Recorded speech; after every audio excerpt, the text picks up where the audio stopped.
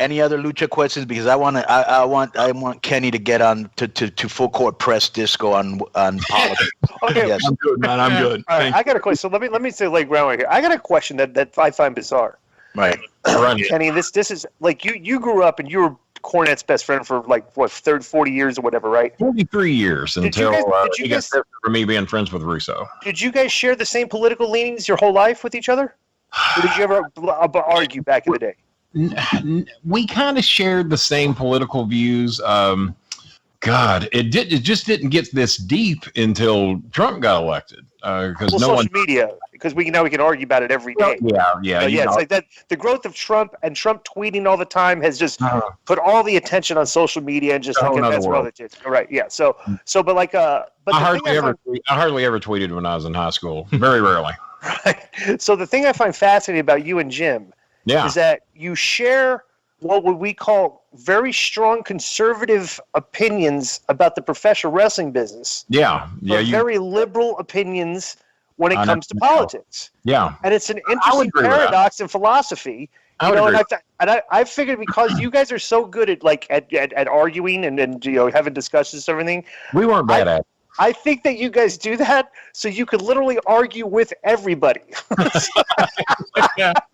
does open pretty wide. It does open wide to do that. Because when it's wrestling, when you're arguing, like when we argue wrestling, that there is a cultural divide in the business with the older guys like us that share conservative views and the younger millennial generation, which are mostly kind of liberal.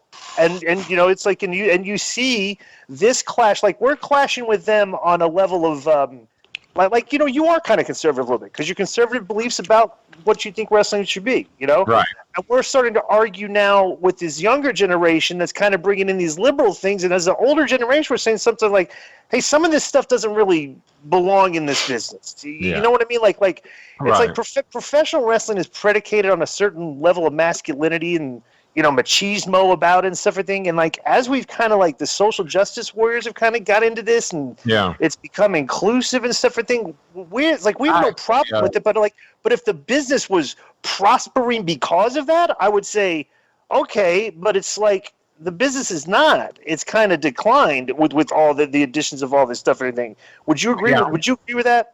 Yeah, I believe I would. As a matter of fact, I declined to be on a show in Canada because I heard Joey Ryan was going to be on it, and I didn't want to be labeled on any show with him.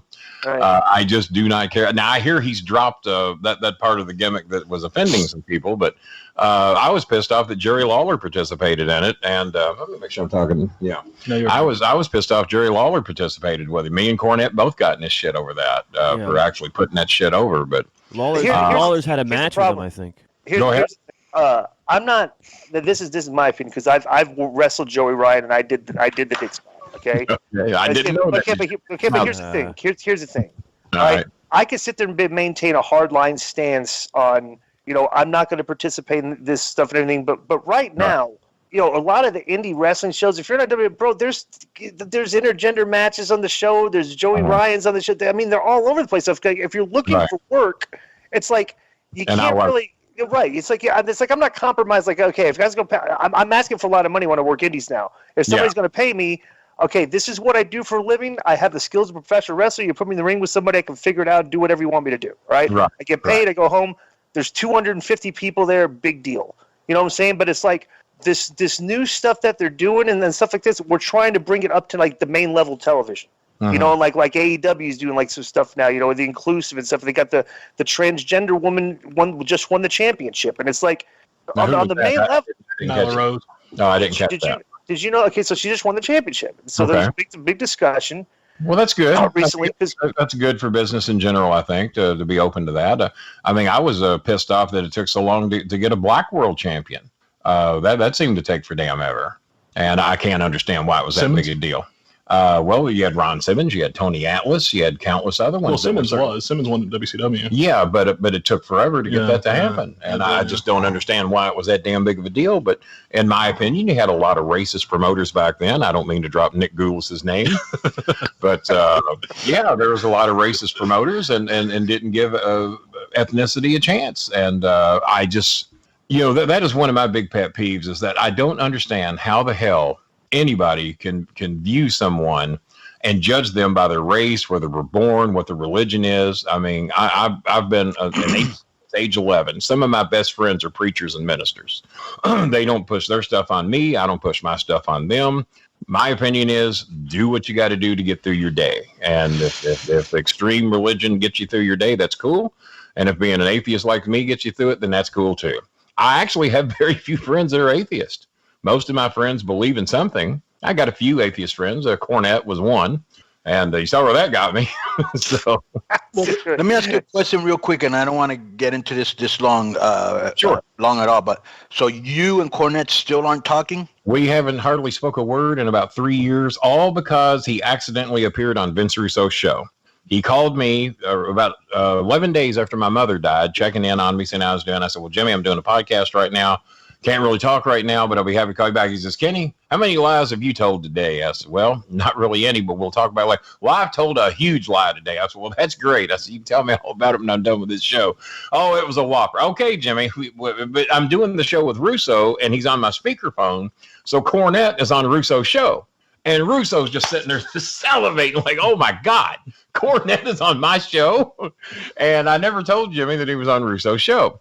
So me and Russo spent about another hour doing the show, and I am just going like, oh, God, I'm hanging my head. I'm sick because I know Jimmy's going to fucking freak when he finds out he was on Russo's show, and I'm going to have to tell him. Russo's going, Kenny. So why did they edit it out? Well, and Russo said, Kenny, if it's messing with you that bad, I'm not going to put Jimmy on the show. I will acknowledge that he was on, and I will acknowledge why you're feeling sick to your stomach and not even wanting to continue with the show. He said, is that okay? I said, yeah. I said, if you don't put Jimmy's voice on, I'd appreciate it. He said, that's a friend right there. I said, yeah. Well, I want you to know that when Jimmy found out that his voice was recorded on Russo's show, he lost his freaking mind, and we never spoke again. Because it was recorded, even though it wasn't replayed, it was just even though it didn't air. It was recorded, but it did not air. Russo called me back 5 hours later. Oh, it didn't air.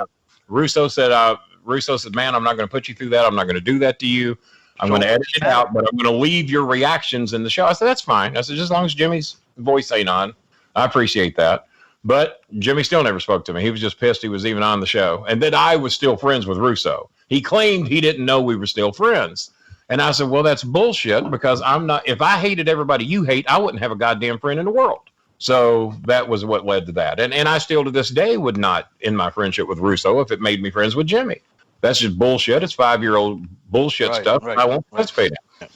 Well, it's interesting you brought up Cornette's liberal political views because up until Obama, he had always leaned rather conservative. And even then, if you know him personally. And he still to this day lives like Donald Trump, or at least he thinks he does. Yeah, he won't help nobody. Well, here's the thing. To the wrestling fan base, he's Donald Trump. That's the funniest thing about it. It's like his opinion of Trump is the same thing as amazing. Like it's the opposite, like to his perception to the fans, So it's crazy. Yeah. So continue. He's very. I don't want to say racist, but you said it. Yeah, I definitely said it. I didn't want to, but I certainly did. If you go back and you listen to his rants about Muslims and Islam and any religion in general, if you listen to what he says about most immigrant groups, he is not. I mean, aside from gay rights, which. You can wonder why he wants that. Well, no, he's even shit on those people.